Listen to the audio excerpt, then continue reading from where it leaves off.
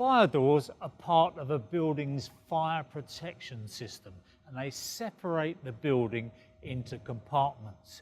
They're required when you've got an integral garage. They're also needed if you have a loft conversion or a house that is 3 stories or more, and of course they're also required on flats to protect all means of exit.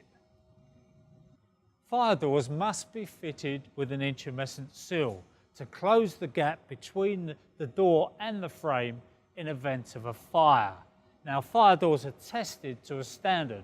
FD30 gives you a half-hour fire rating, and FD60 gives you a 1-hour fire rating.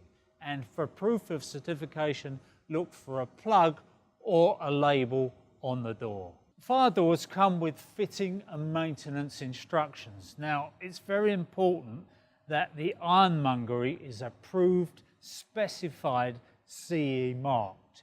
Now, don't cut corners by fitting substandard ironmongery, because if you put people's lives at risk, you can be prosecuted, and prosecutions are on the increase. So here are some golden rules when you're fitting a fire door.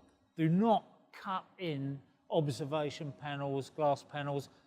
If it's going to be converted, it must be done by an approved converter.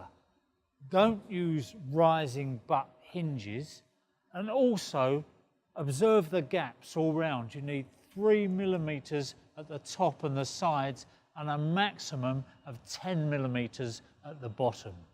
So you know the best solution really is to buy the fire door and frame as one complete approved set. That way you can't go wrong.